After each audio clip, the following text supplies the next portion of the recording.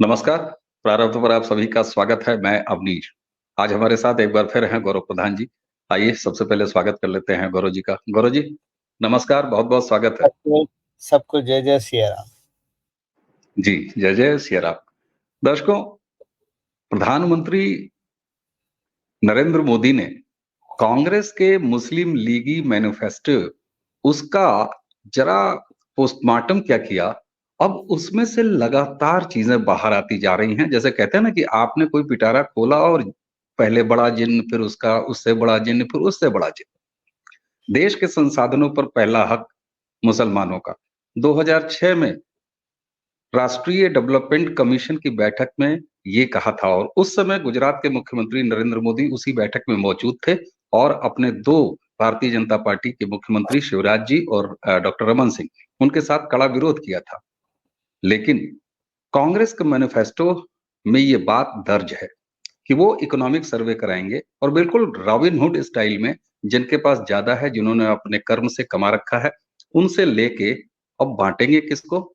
But natural है, प्रधानमंत्री ने वो पहचान बता दी, क्योंकि प्रधानमंत्री उस कर्ज के व्यक्ति हैं कि वो सीधे कहते हैं कि दंगाई कपड़ों से पहचाने जाते हैं। गौरव जी, ये मामला उसी के बाद आगे बढ़ के मतलब कांग्रेस के पास क्या क्या हीरे छुपे हुए हैं। मणिशंकर अय्यर, आदरणीय दिग्विजय सिंह, मैं तो आदरणीय कहूंगा, और सैम पित्रोदा साहब, जो राजीव गांधी जी के सलाहकार रहे और राजनीतिक गुरु हैं राहुल गांधी के। उन्होंने तो फिर वो कहते हैं ना कि प्रधानमंत्री ने पिन क्या मारा, वो पूरा थोड़ा ही खोल के बैठ गए। और शातिर इरादे कांग्रेस के बिल्कुल जाहिर है। इनहेरिटेंस टैक्स पे उन्होंने क्या कहा है उस पर भी हम चर्चा में आएंगे। लेकिन जरा 2006 में मुसलमानों का ही हक है और कांग्रेस के मैनिफेस्टो में गौरव जी, जहां पे उन्होंने अल्पसंख्यक नाम का चैप्टर दिया है, कांग्रेस बहुत उछल के कह रही है कि हमने तो कहीं मुसलमान का नाम नहीं लिया, लेकिन माइनॉरिटी चैप्टर में उन्होंने पहला सेंटेंस जो शुरू किया है वो अपने आप में कंपा देने वाला है, डरा देने वाला है। पहला सेंटेंस शुरू होता है गौरव जी कि इस देश में बहुसंख्यकवाद का कोई स्थान नहीं है। मैं पूछना चाहता हूं आपके जरिए, कौन है बहुसंख्यक? हिंदू ना? क्या कांग्रेस के इतने खतरनाक इरादे हैं कि वो मुसलमानों के आगे इस देश के हिंदू को भी हिंदुस्तान में नहीं रहने देना चाहेगी? जी। कांग्रेस का मैनिफेस्टो जनरली क्या होता है, कोई भी पार्टी का मैनिफेस्टो हो तो सबसे पहले उसके विपक्ष उसको खूब पढ़ता है। दो लोग पढ़ते हैं, एक तो विपक्ष और एक वो जर्नलिस्ट जो अभी तक किसी रूप में जर्नलिस्ट हैं। बाकी सब उस किताब को कोई खोल के नहीं देखता, क्योंकि उन्हें पता, उनकी लॉयल्टी अपने नेता के प्रति होती है। भाजपा इकलौती ऐसी पार्टी है जिसका मैनिफेस्टो भाजपा वाले भी खुद पढ़ के देखते हैं। तो जब कांग्रेस का मैनिफेस्टो आया तो कांग्रेसियों ने पढ़ा ही नहीं, उन्हें पता ही नहीं था अंदर इसमें क्या बम छिपा हुआ है।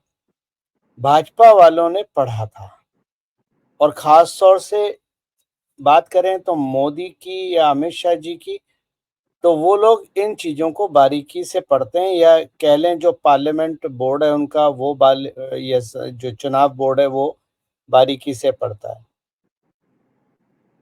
मैनिफेस्टो फेज 1 से पहले आ गया था, लेकिन फेज 1 के वोटिंग के वक्त आपने देखा किसी ने इस तरह का जिक्र नहीं करा, और वो मैं आपको समझा चुका हूं। जब आपको याद है, मैं फिर बोलूंगा, जब हम लोग साथ बैठे थे लखनऊ में, मैंने कहा था ये फेजेस याद रखना, इसके बाद तूफान आएगा। अच्छी तरह याद है जब मेरे अंदर कांग्रेस की आत्मा घुसी थी। जी। जब आपके अंदर कांग्रेस की आत्मा घुसी थी, लेकिन वो आत्मा भी वो चीज नहीं पकड़ पाई जो मैं आपको बताना चाह रहा था। आप इग्नोर कर गए थे वो बात को।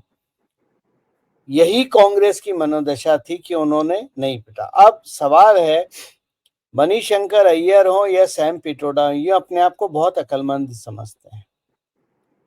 ये चुनाव लड़ने की इनकी किसी की हैसियत नहीं है। पार्लियामेंट चुनाव तो भूल जाइए, ये पंचायत के चुनाव भी नहीं जीत सकते दोनों। थोड़ा सा इतिहास बताना चाहता हूं। जब इंदिरा गांधी की डेथ हुई तो उनकी अचल संपत्ति लगभग $80,000, $1,80,000 थी, जो लगभग 22-23 लाख रुपए उस समय का बनता था। इनहेरेंट टैक्स उस समय विरासत कर जिसको बोलते हैं, उस वक्त 20 लाख की प्रॉपर्टी पे 85% था। लेकिन वो अब कांग्रेस तो 70 साल से भारत को लूट रही है, तो ऐसा तो हो नहीं सकता कि लूटी हुई कमाई को वो, भाई जब सारे देश सेवा कर रहे थे तो ये 20-25 लाख का कहां से आ गया माल? सरकारी घरों में रह रहे थे, अपने घर में तो नहीं रह रहे थे। तो वो पैसा लोगों में ना चला जाए, वो पैसा जब्त ना जाए, क्योंकि ये कर पहले था, ये 1954 के सेंट्रल एक्साइज एक्ट के अंदर आता था। तो रातों रात 1 अप्रैल 2085 शायद 1 अप्रैल 1985 को राजीव गांधी ने इस कर को खत्म कर दिया, क्योंकि 1 मई या 2 मई 1985 को इंदिरा गांधी की वसीयत बच्चों में बांटनी थी, जो राहुल, प्रियंका और वरुण गांधी में थे। तो जो आपने प्रश्न पूछा, इसमें तो अब कोई दो राय नहीं रह गई कि कांग्रेस पार्टी असल में असली मुस्लिम लीग पार्टी। जब पहली लाइन में बहुसंख्यक अरे भारत में हिंदू नहीं बहुसंख्यक होगा तो अमेरिका में होगा क्या? तो यानी यहां आप बहुसंख्यक को तोड़ने के लिए और ये इस तरह का प्रावधान अपने मैनिफेस्टो में लाते हैं ताकि आप एक विशेष वर्ग के वोट हासिल कर लें, जिसको आप अपना वोट बैंक मानते हैं, और अंततः ये भारत देश टुकड़ों में बट जाए, जिसकी अब कोई शंका नहीं रह गई है कि राहुल गांधी इसी रास्ते पे चल रहे हैं। आगे अभी हम बात करेंगे तो मैं आपको कुछ इनपुट्स भी समझाऊंगा। जी बिल्कुल, और आपने जैसे कहा देश के संसाधनों पर किसका हक है, मंगलसूत्र के उदाहरण से प्रधानमंत्री ने, जैसे कहते हैं ना, प्रधानमंत्री इस बात के तो धनी हैं कि वो मन की बात से इस देश के समाज के अंतिम व्यक्ति तक सीधी पहुंच रखते हैं। जिस तरीके से वो डायरेक्ट बेनिफिट ट्रांसफर करते हैं, उसी तरीके से वो अपने विचार, अपनी बात भी ट्रांसफर कर ले जाते हैं। और मंगलसूत्र से एक लाइन में उन्होंने पूरे देश को कांग्रेस का असली चरित्र बता दिया। अब जब सैम पित्रोदा उससे एक स्टेप और आगे, जैसे कहते हैं ना कि कई बार होता क्या है कि एक गिरोह जो चोरों का हो, उसमें से एक किसी सदस्य के आगते भागते चोरी के समय अगर पकड़ में वो आ जाता है, तो उसके बाद पूरे गिरोह में भगदड़ मच जाती है, और कई बार अपने अपने छुपने वाली जगह पे ही कुछ हल्ला कर देता है, बड़बड़ा के कुछ टीन वीन गिर जाता है, और लोगों को पता चल जाता है कि अरे अरे एक चोर तो पीछे वाले कमरे में भी है। सैम पित्रोदा ऐसे ही हड़बड़ा के निकल के आए, और अब सामने है देश के चर्चा में इनहेरिटेंस टैक्स। अब तो इसकी पड़ताल हो रही है। ये पता चल गया कि दादी की संपत्ति पर टैक्स न देना पड़े, राजीव गांधी ने खत्म कर लिया। मजे की बात, अब इसके परफॉर्मेंस पे आते हैं, ये खत्म क्यों किया। मैं थोड़े से समय में दर्शकों तक और आप तक ये फैक्ट रख दूं। 1980-81 के नियमित बजट में और 1979 और 80 में ये कुल मिला के 12 करोड़ रुपए इकट्ठे हुए थे, जो टोटल देश के रेवेन्यू का 0.01% था। उसके बाद 13 करोड़, कुल मिला के जो हाईएस्ट इससे कलेक्शन हुआ था वो हुआ था 20 करोड़। तो ये माना गया कि ये जिस वजह से आज जो सैम पित्रोदा तर्क दे रहे हैं, राहुल गांधी जो अपने मैनिफेस्टो में शामिल किए पड़े हैं रॉबिनहुड सुल्ताना डाकू वाला फार्मूला, कि वो जो है आर्थिक सर्वे कराएंगे और अमीरों का पैसा गरीबों में बांट के इस देश में खटाखट बराबरी लेके चले आएंगे, ये अनसक्सेसफुल रहा भारत में। और राजीव गांधी ने मौका लिया इसको, इंदिरा गांधी के मरने के बाद उनकी संपत्ति पर टैक्स न लगे इसलिए काट दिया। सवाल ये होता है कि कांग्रेस राहुल गांधी के नेतृत्व में मोदी से राजनीतिक लड़ाई न लड़ पाने की हालत में है, और देश के लिए इतने खतरनाक सपने विपक्ष में रहते हुए बुन रही है।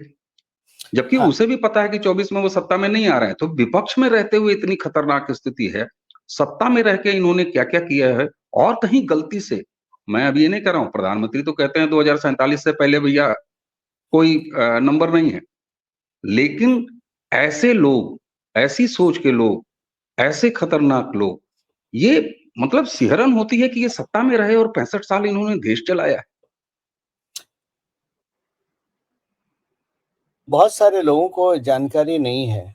जब हम राजीव गांधी की बात करते हैं कि उन्होंने इस टैक्स को हटा के अपना पैसा बचाया था, बहुत सारे लोगों को जानकारी नहीं है। और ये मैंने कई साल पहले भी लिखा था, 2-3 बार रिपीट भी करा था। राहुल गांधी अपनी क्लास के फेलियर बच्चों में आते थे, जब ये दून स्कूल में थे। तो इनको जब ये दिल्ली आए और इनको ग्रेजुएशन में एडमिशन दिलाना था, और अवनीश भाई आप ये जानते हैं हम किस अपने मित्र की बात कर रहे हैं, जिस जिस जो दिल्ली यूनिवर्सिटी में था, अपना रंजन जी। संजय। तो इंदिरा गांधी ने दिल्ली यूनिवर्सिटी में भारत में स्पोर्ट्स कोटा लागू करा था। ये शायद 88 की बात है, 1987-88 की। तो इंदिरा गांधी ने स्पोर्ट्स कोटा लागू करा था, और स्पोर्ट्स कोटा लागू करते ही राहुल गांधी ने एक दिल्ली शूटिंग चैंपियनशिप में पार्टिसिपेट करा, जो दिल्ली राइफल क्लब में हुई थी। और उसमें फाइनल में 4-5 धुरंधर थे, मतलब जो अच्छे शूटर्स थे। उसमें कुछ एक्स फौजी भी थे। और सोचिए, सबके निशाने दाएं बाएं आए, लंदन, अमेरिका, टोक्यो जा रहे थे। राहुल गांधी ने ही किसी रूप में लोएस्ट परफॉर्मेंस पे अपना निशाना मारा था, और वहां से उन्हें अवार्ड मिल गया था। और स्पोर्ट्स कोटे में उनका एडमिशन सेंट स्टीफन कॉलेज में हो गया था। ये अलग बात है, जो बच्चा 10-12वीं तक नहीं पढ़ा, वो अब ग्रेजुएशन स्टीफन में क्या पढ़ेगा, वो वहां से भाग लिए। तो इस परिवार ने अपने लिए केवल ये टैक्स वाली बात नहीं, बल्कि अपनी सहूलियत के लिए, परिवार की सहूलियत के लिए भारत के संविधान से अच्छे तरह से खेला करा है, कहना ये चाहता हूं। तो ये आज की बात नहीं है, ये बहुत पुरानी है। अब जब आपने बात करी खतरनाक, आप ही के चैनल पे मैंने केरोसिन डिस्कस करा था। मैंने केरोसिन का ABCD बता दिया था, केरोसिन कहां से आया। अब आज आपको केरोसिन लिंक कर देता हूं इनहेरिटेंस टैक्स से। जी। ये जो विरासत कर है, जिसकी राहुल गांधी बात कर रहे हैं, ये लोअर तबके पे बेरोजगार, जो कि जनरली बेरोजगार कौन होता है, या तो जिसमें स्किल ना हो, या जो सरकारी, जिसको सरकारी नौकरी ही रोजगार है वो समझती है, वही बेरोजगार होता है। ठीक, बिल्कुल। निचले तबके पे आग लगे, उसका केरोसिन ये है। अब मैंने आपके चैनल पे वो केरोसिन की बात पूरी विस्तार से समझाई थी, जो आप कृपया करके उसका लिंक नीचे डिस्क्रिप्शन में डाल दीजिएगा, ताकि लोग अगर चाहें बिल्कुल, तो। हम आपकी चर्चाओं के सारे लिंक आपके हर वीडियोज़ में नीचे रहते ही रहते हैं। जी, केरोसिन का हाईलाइट कर देना। अब बिल्कुल। ये इनहेरेंट टैक्स मैनिफेस्टो में आया कहां से, प्रश्न वो है। वो इनहेरेंट टैक्स मैनिफेस्टो में आ गया, उस पे प्रधानमंत्री से लेके सब लोग बात कर रहे हैं, सब जानते हैं, कोई हम नई बात नहीं बता देंगे। नई बात हम ये बता सकते हैं कि इनहेरेंट टैक्स आपके मैनिफेस्टो में आया कहां से, और किसके दिमाग की उपज है। 5 मार्च 2023 शाम को 8 बजे श्रृंगेला होटल लंदन में एक मीटिंग हुई, जिसमें CIA के डिप्टी डायरेक्टर और हमारे पड़ोसी मुल्क, पश्चिम का पड़ोसी मुल्क के जो ऊपर के 4-5 है, जिनका जिक्र मैंने केरोसिन वाले एपिसोड में करा है, उनकी मीटिंग हुई थी और ये डिस्कस हुआ था कि इनहेरेंट टैक्स को लेके आना है ताकि डिस्ट्रीब्यूशन ऑफ वेल्थ हो। अब रीडिस्ट्रीब्यूशन ऑफ वेल्थ, अब राहुल गांधी में सोचने की दिमाग नहीं है, उसको भड़काने का, उसका दिमाग भड़काने से चलता है। अब ये बात इनहेरेंट टैक्स जो मैनिफेस्टो में आया, ये वहां से आया, लेकिन राहुल गांधी की तरफ से कोई भी काउंटर नहीं हुआ। इससे फायदा है, नुकसान क्या है? जबकि जो लोग लेके आए, जिसमें ड्राफ्टिंग का काम सैम पिट्रोडा का है, वो लेकिन क्यों लेके आए ये भी समझना जरूरी है। उदाहरण के लिए, एक बच्चे के क्लास में 95 मार्क्स आते हैं, एक के 40 आते हैं। आपने कहा मार्क्स का डिस्ट्रीब्यूशन होगा और दोनों को बराबर मार्क्स मिलेंगे, तो जिसके 90 आए और जिसके 40 आए, तो दोनों बच्चों में मार्क्स डिवाइड हो गए। ठीक है, अभी भी बच्चे पास रहे।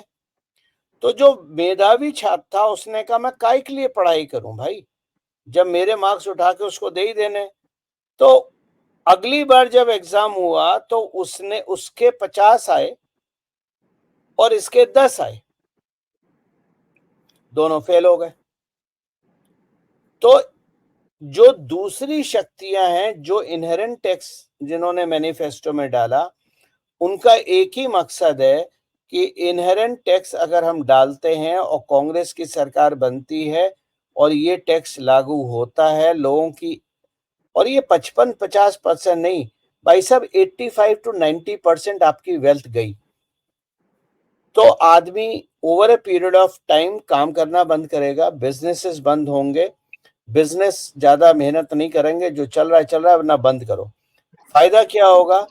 भारत में मैन्युफैक्चरिंग ठप हो जाएगी, सारी चीजें चाइना से आएंगी, चाइना का बोलबाला होगा।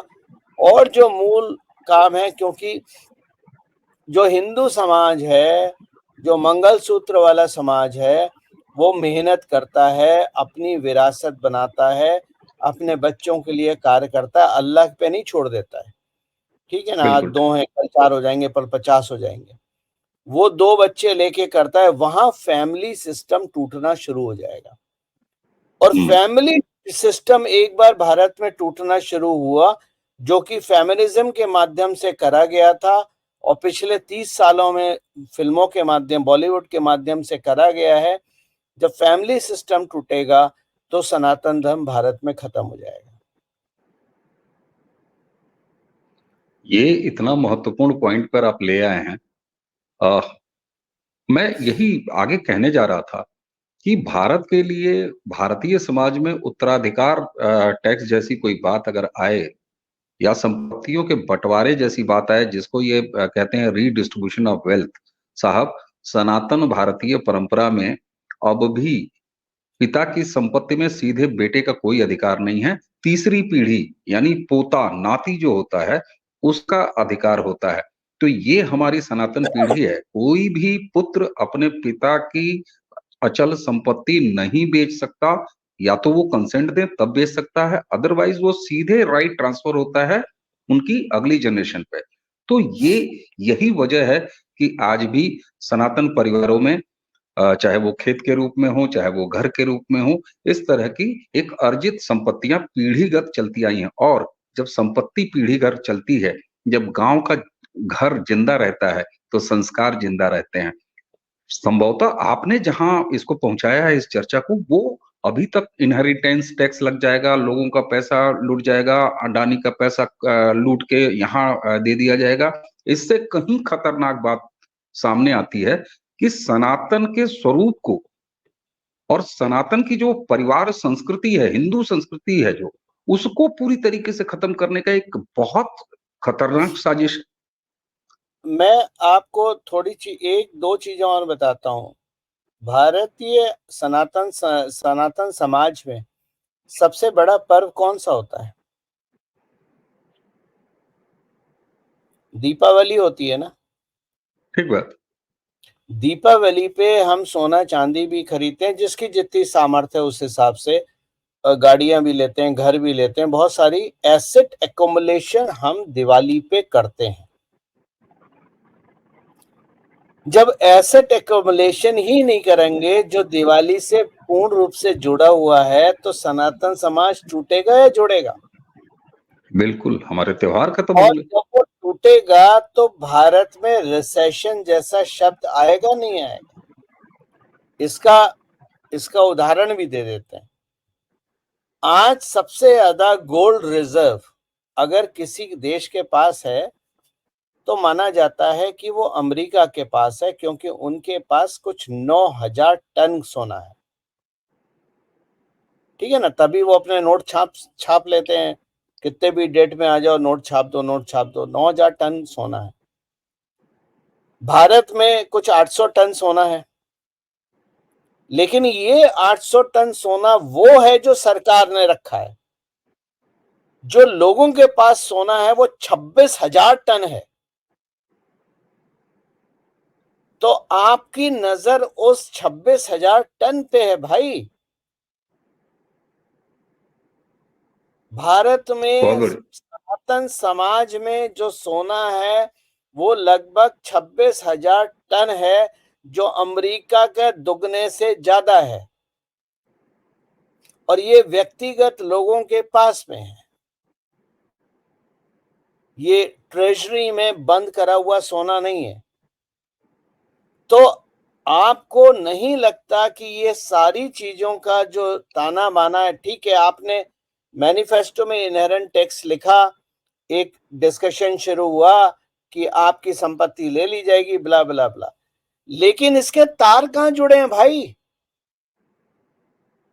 इसके तार पाकिस्तान और सीआईए अमेरिका से जुड़े हैं, जिनकी पुरजोर कोशिश रही है इतने सालों से भारत को तोड़ना। 5 बिल्कुल। मार्च 2023 को राहुल गांधी शंग्रीला होटल में रात को 8 बजे किससे मीटिंग कर रहे थे? पूछिए। और उस मीटिंग का डिस्कशन पॉइंट क्या था? राहुल गांधी पोलैंड और लातविया क्यों गए? कोई जाएगा लातविया? अश्विन भाई, अगर आपसे भी बोला जाए ना विदेश जाने को, आप बोलोगे यार स्विट्जरलैंड घुमाते हैं, कहीं और घुमाते हैं, वहां घुमाते हैं, या जहां काम है वहां चले जाते हैं। राहुल गांधी का लातविया में क्या काम था?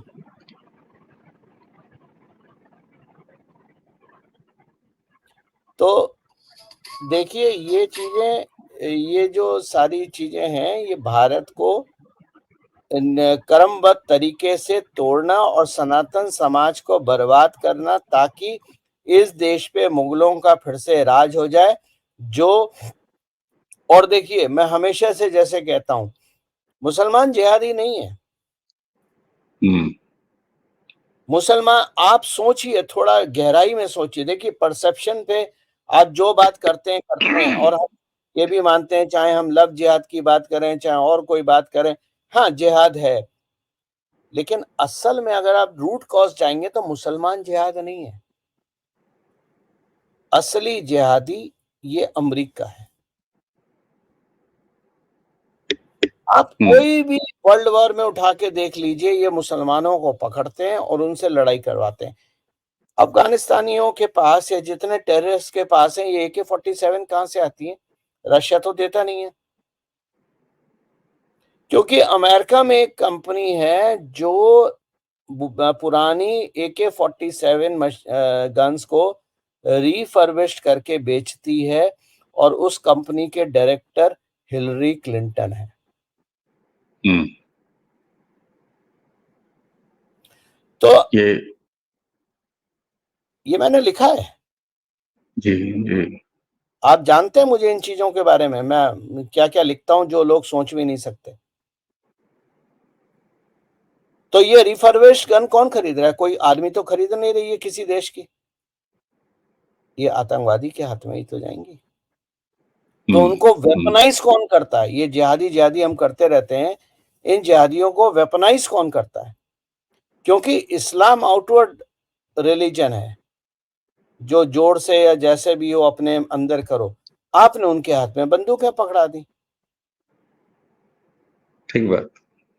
अच्छा, अब मैं अगर क्रोनोलॉजी जोड़ूं, तो आपने इसके पीछे के रहस्य को, जो खतरनाक रहस्य है, उसको जहां तक पहुंचाया है, अब जरा क्रोनोलॉजी जोड़ते हैं। यहीं से आता है कि पहले सनातन परंपरा को बर्बाद कर दो। जो हमारा फैमिली वैल्यू सिस्टम है, फैमिली ही बर्बाद तो वैल्यू सिस्टम तो गया भाड़ में, वो खत्म। सनातन तीज त्योहार खत्म।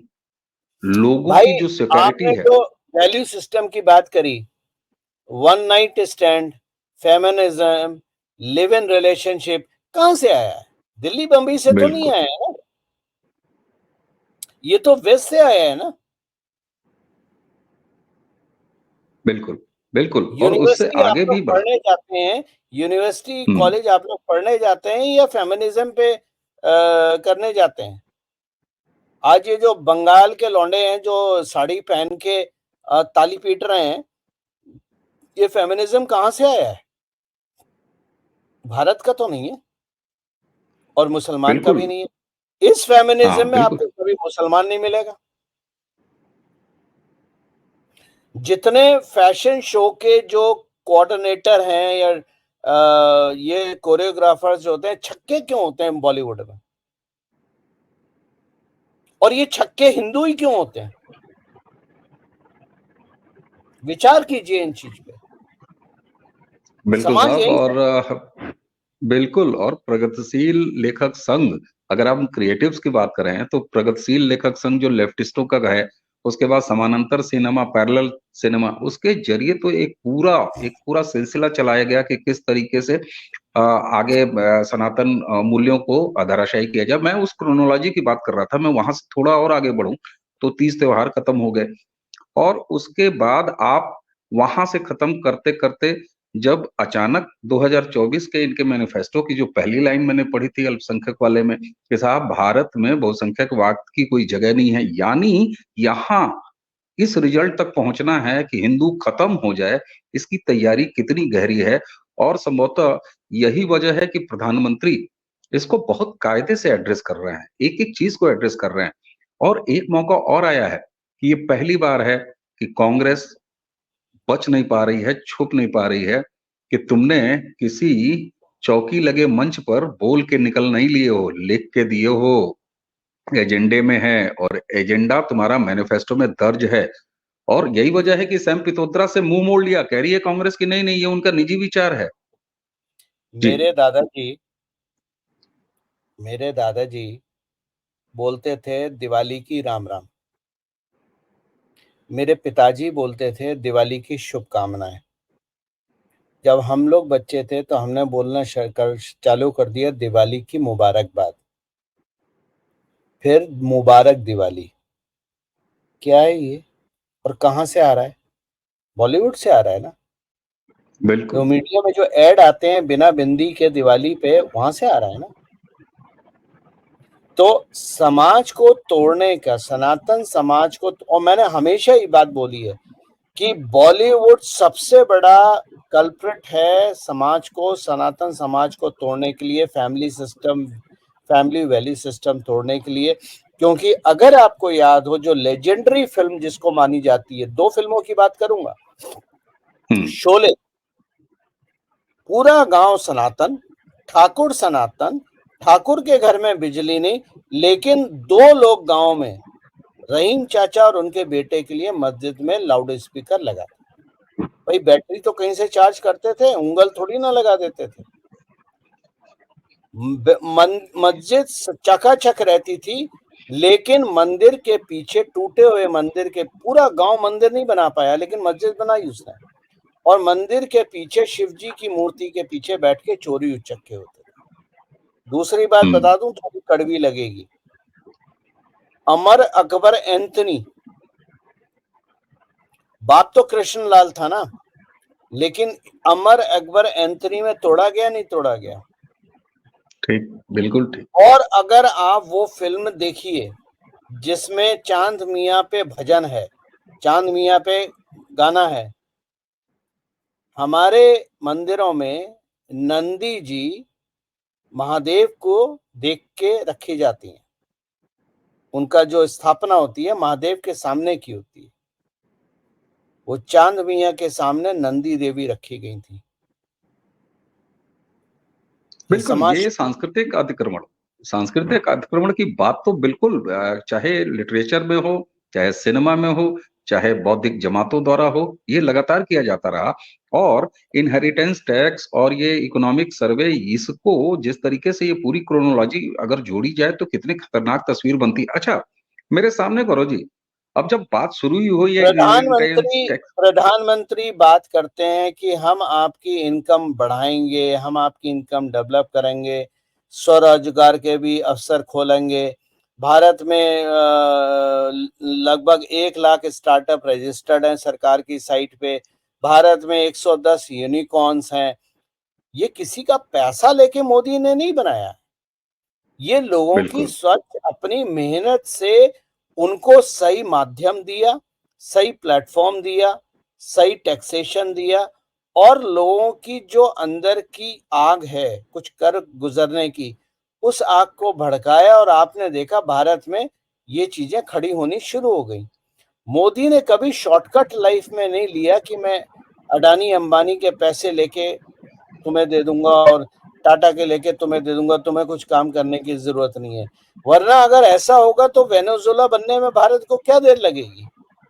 बिल्कुल, आपने वेनेजुएला का नाम लिया, उसी के साथ मैं एक देश और जोड़ूँगा, कभी यूनान कहा जाने वाला देश जो ग्रीस यूनान हो गया होके जैसे ही ग्रीस हुआ वैसे दिवालिया होगा। कारण क्या? वहाँ बाल काटना, नाइयों द्वारा बाल काटना वो खतरनाक कामों की लिस्ट में आता था और उसके लिए इंसेंटिव गवर्नमेंट से मिलती थी बार्बर शॉप्स को। तो ये तो हद है। मेरे सामने इंडिया एनडीटीवी का एक समाचार खुला हुआ है गौरव जी। मैं तारीख दर्शकों तक बताऊं, आपको बताऊं कि कितनी दोगली है ये कांग्रेस। 2 जुलाई 2019 इसका है, यानी प्रधानमंत्री नरेंद्र मोदी अपने सेकंड टर्म में आ चुके थे और कांग्रेस देखिए किस तरह का माहौल बनाया उसने। एसोचैम के assistant secretary general Sanjay Sharma से कहलवाया कि तैयार हो जाए देश, पीएम मोदी सरकार 34 साल के बाद फिर लागू कर सकती है इनहेरिटेंस टैक्स।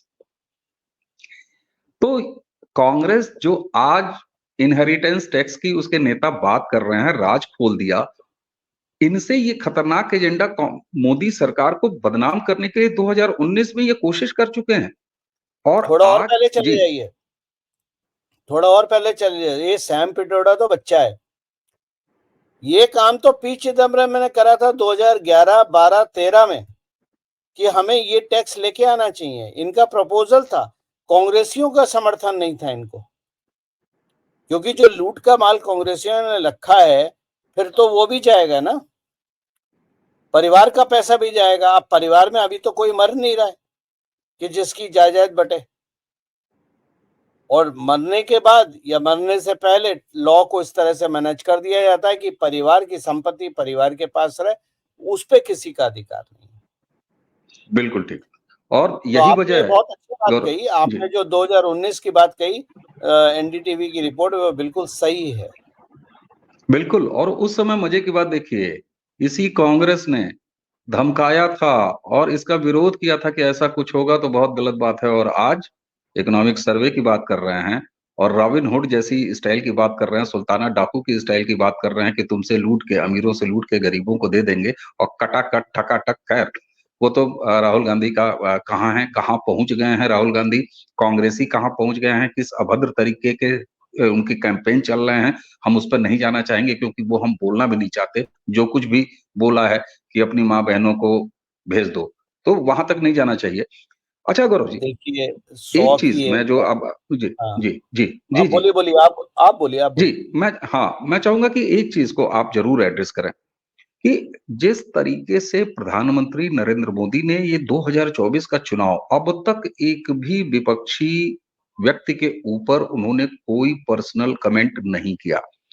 संभवतः एक स्वस्थ परंपरा भारत देख रहा है चुनावों के दौरान, जब पार्टी के मैनिफेस्टो पर बात हो रही है, प्रधानमंत्री अपने 10 साल के काम पे बात कर रहे हैं और काम एक तरफ मैनिफेस्टो होता है कि जो कांग्रेस दिखा रही है कि ये हम वादा कर रहे हैं, ये जो एक बदलाव दिखाई दे रहा है, ये सामने नहीं रखता है कि नरेंद्र मोदी केवल देश का विकास चाहते हैं, काम की बात चाहते हैं, और आखिर ये मौका दिया किसने? और अगर मौका दे दिया तो फिर नरेंद्र मोदी ऐसे व्यक्ति हैं कि वो तो छोड़ते नहीं, और अब छोड़ भी नहीं रहे हैं। छोड़ना तो भी क्या नहीं आपको चाहिए, लगता नहीं? छोड़ना भी नहीं चाहिए। देखिए, बड़ी सीधी-सी बात, प्रधानमंत्री जितनी बात बोल रहे हैं बहुत सटल तरीके से बोल रहे हैं। वो एक भाजपा के उम्मीदवार हैं, एक कार्यकर्ता हैं, भारत के प्रधानमंत्री हैं और भविष्य में भारत के प्रधानमंत्री हैं। तो वो अपने मर्यादा, अपने उसमें बात कर रहे हैं। मैं भारतीय जनता पार्टी का सदस्य नहीं हूँ। मैं सपोर्ट करता बिल्कुल। हूँ, वो अच्छा आता है, लेकिन मुद्दों पे सपोर्ट करता हूँ, लेकिन मैं भारतीय जनता पार्टी का मेंबर या किसी पार्टी का नहीं हूँ। मेरे को स्वतंत्रता है कुछ बातें बोलने के लिए।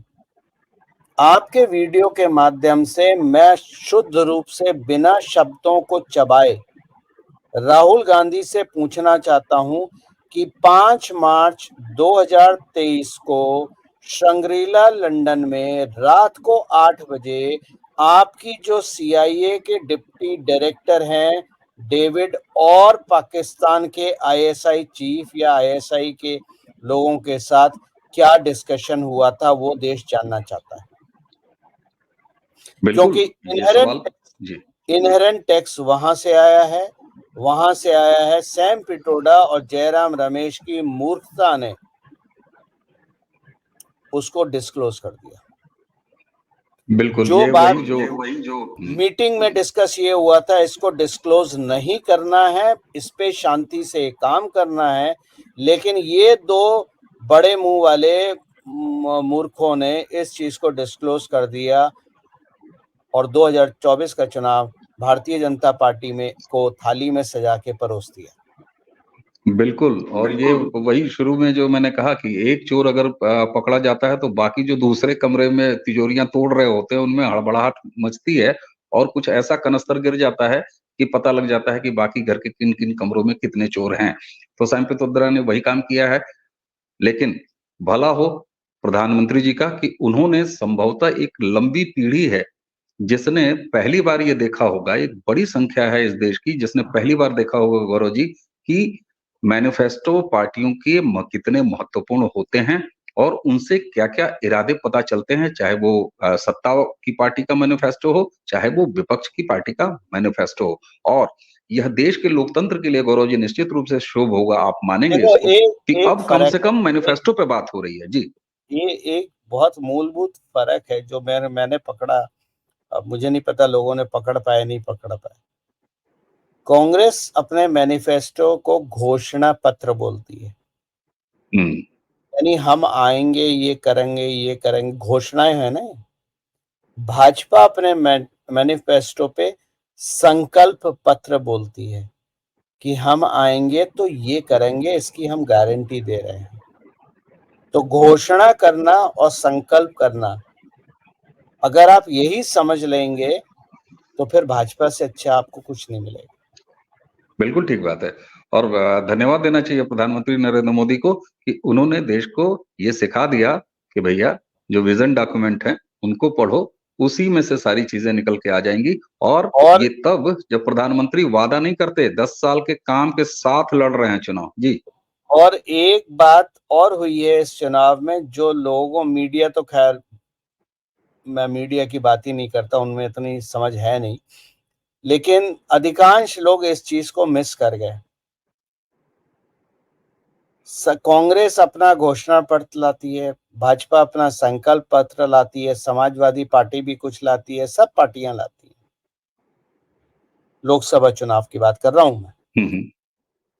लेकिन पहली बार ऐसा हुआ है कि भाजपा ने, अन्नामलई ने कोयम्बटूर के लिए एक सेपरेट घोषणा पत्र बनाया है अपनी कॉन्स्टिट्यूएंसी के लिए, कि अगर बिल्कुल, मैं इलेक्ट होके आऊंगा तो मैं कॉन्स्टिट्यूएंसी में क्या करूंगा, कि मेरा जो संकल्प पत्र है, ये पहली बार हुआ है, ये बहुत महत्वपूर्ण है। बिल क्योंकि बिल्कुल, ये बड़ी अगर स्वच्छ। सारे एमपी कैंडिडेट्स अगर इस तरह का अपनी कॉन्स्टिट्यूंसी को शपथ पत्र दे दें तो बहुत सारी चीजें सुधर जाएंगी। और ये बिल्कुल, मैं काम यही केवल बात कह रहा भाजपा था। कर सकती है, ये मैं काम यही केवल बात कहने जा रहा था। जी, जी, मैं यही बात कहने जा रहा था गौरव जी कि ये इतने अच्छा इनिशिएटिव है कि इसको फॉलो किया जाना चाहिए बाकी संसद सदस्यों द्वारा जो भी चुनाव लड़ रहे हैं। This is also called decentralization of power कि भाई मोदी ने क्या करा, शाह ने क्या करा, हम गाने गाते हैं। राहुल गांधी ने अपना घोषणा पत्र दिया, सब उसके गाने, तुम क्या करोगे? बिल्कुल। तो ये बहुत अच्छी एज़ पहल एन है, भाजपा को इसके लिए कोटि-कोटि प्रणाम। और ये पहल अगले चुनाव में मैं चाहता हूं कि ये कम से कम आधे तक स्प्रेड होनी चाहिए। बिल्कुल होनी चाहिए और मुझे लगता है कि अन्नामलई जी ने जो ये इनिशिएटिव लिया है, इतना पॉजिटिव इनिशिएटिव लिया है, ये प्रधानमंत्री के उसी कथन से आती है कि मैं चुनाव लड़ने अपना रिपोर्ट कार्ड लेके आऊँगा। तो जब प्रधानमंत्री बात करते हैं रिपोर्ट कार्ड की, तो वहाँ से होता है कि एक मेंबर ऑफ पार्लियामेंट के तौर पर आप कितना वैल्यू एडिशन करते हैं और तब जाके कहीं होता है। प्रधानमंत्री के दूसरे नारे को मैं यहाँ पे ले आता हूँ, सबका साथ, सबका विकास। तो सबके साथ में सबका विकास अगर करना है तो साथ भी सबका चाहिए, मेंबर ऑफ पार्लियामेंट तक चाहिए, तालुका तक चाहिए, सरपंच तक चाहिए और ये है डिसेंट्रलाइजेशन ऑफ पावर, जो प्रधानमंत्री नरेंद्र मोदी एक स्वस्थ लोकतांत्रिक परंपरा के अंदर देश को दिखा रहा है। गौरव जी, सच बताऊं, इनहेरिटेंस टैक्स हो, चाहे मुस्लिम लीगी घोषणा पत्र हो कांग्रेस का, उसमें क्या कहा, क्या नहीं कहा मैंने, आपने सहमत हुए कि प्रधानमंत्री खुद ही कुछ नहीं छोड़ रहे हैं, मंगलसूत्र बोला, सब कुछ समझा दिया और अभी कल बोल दिया उन्होंने कि कांग्रेस का एक ही काम है, कांग्रेस की लूट, जिंदगी के साथ भी और जिंदगी के बाद भी, तो ये भी समझाने के लिए काफ़ी है। ऐसे में जो आपने एक पूरी क्रोनोलॉजी जिससे मैंने निकाली आपकी पूरी बात से, वो किस खतरनाक इरादे बताती है। ये ऐसा नहीं है कि ये 5 साल में हो जाना है, इसको लंबे समय में होना है। ये प्लान है कांग्रेस का कि अब किस तरीके समझ से में भारत को अंततः बर्बाद कर दें और उसके साथ-साथ हिंदू बर्बाद हो जाए। जी, अब समझ में आए कि राहुल गांधी क्यों बोलता है union of states. Exactly sir, बिल्कुल। और उनका घोषणा पत्र क्यों बोलता है अल्पसंख्यक नाम के चैप्टर के अंदर कि भारत में बहुसंख्यकवाद की कोई जगह नहीं है, इसको समझिए और हम सबको इसको समझने की ज़रूरत है। धन्यवाद प्रधानमंत्री जी कि आप एक सर्व शिक्षा अभियान चला चुके हैं इस देश में। आपने हमको साफ रहना, अपने शहरों, अपने घर, अपने मोहल्लों को साफ रखना सिखाया। आपने कांग्रेस के घोषणा पत्र पर इस बार ये जंग छेड़ के कांग्रेस को साफ करना भी सिखा दिया है। हमें उम्मीद है गौरव जी कि कल जब चुनाव होंगे दूसरे चरण के, तो जो भी दर्शक, मैं चाहूंगा आप भी अपील करें, ज्यादा से ज्यादा वोट करें, अपने लोकतांत्रिक महापर्व को एंजॉय कीजिए, घर में मत बैठिए, घर में तभी बैठिए जब आप वोट दे चुके हों। तो उम्मीद है कि मैं हमारे दर्शक लोगों जो से हाँ जहाँ मैं पढ़े लिखे लोगों से, क्योंकि गांव के लोग तो और जो छोटे शहरों के लोग हैं वो बहुत समझदार हैं, उनको समझाने की जरूरत है, उनका ज्ञान कई कुछ रूप में हमसे ज्यादा होता है। लेकिन जो मेरे साथ के और मेरे जैसे पढ़े लिखे लोग हैं, आप जैसे पढ़े लिखे लोग हैं, जो इंजीनियर्स हैं, जो वेकेशन ज़्यादा प्रेफर करते हैं वोटिंग डे पे, मैं इतनी बात बोलूँगा, आपको वेकेशन पे जाना आप जाइए, आप वोट मत कीजिए। लेकिन आप एक बात याद रख लीजिए, आपके बच्चों का अब भविष्य नहीं होगा अगर गलती से कांग्रेस आ गई। क्योंकि अगर गलती से कांग्रेस आ गई तो कांग्रेस कानून के हिसाब से नहीं चलती है, कानून को अपने हिसाब से चलाती है और आपको लेने के देने पड़ जाएंगे, ना आपका घर बचेगा। किस घर के नीचे अपने बच्चे रखोगे? किन बच्चों के लिए वेकेशन मनाओगे? किन बच्चों के लिए पैसा इकट्ठा करोगे? पैसा तो तुम्हारा है ही नहीं। तो बिल्कुल ठीक। कृपया करके, कुछ भी हो जाए, आंधी तूफान बारिश धूप, सूर्य देव कितने भी नाराज रहें, वोट करने जाना है। और बिल्कुल वोट जाना की, है। ये आपका प्रिविलेज नहीं है कि आपको कोई आएगा गाड़ी में बिठा लेगा, वीआईपी ट्रीटमेंट देगा। ये आपका कर्तव्य है। और जो मैं श्रीमद् भागवत गीता से जो मैंने एक लाइन लिखी हुई है, तो मैं हमेशा बोलता हूँ, कर्तव्य मार्ग पे चल के अधिकारों की प्राप्ति होती है। फिर से सुन लीजिए, कर्तव्य मार्ग पे चल के अधिकारों की प्राप्ति होती है। वोट देना आपका कर्तव्य है और जब आप इस कर्तव्य को पूरा करेंगे तभी अधिकारों की प्राप्ति होगी। इसलिए अगर आप वोट नहीं दे रहे, आपके फिंगर में इंक लग जाएगी, आपकी ब्यूटी खराब हो जाएगी, तो आपको किसी भी रूप का सवाल करने का कोई अधिकार भी नहीं है। हक नहीं है, बिल्कुल। और लोकतंत्र में जो मालिक होता है वो मतदाता है, इसलिए उसकी ड्यूटी होती है कि वो अपने इस कर्तव्य का पालन करे और पूरा करे। गौरव जी, आपने हमें समय दिया। उम्मीद है दर्शकों कि अभी तक जो कुछ भी अ, चला है कांग्रेस के मैनिफेस्टो पर, जहां प्रधानमंत्री ने ये बात कही है, वहां से लेके सैंपित्रोदा तक, इन सारी चीजों के पीछे जो बड़ा खतरनाक इरादा क्या है कांग्रेस का, उसको जानने में आपको ज़रूर हमारी बातचीत से मदद मिली होगी। गौरव जी, आपको बहुत-बहुत धन्यवाद। तो दर्शकों, इसी के साथ हमें और गौरव जी दोनों को आज्ञा दीजिए। नमस्कार। जय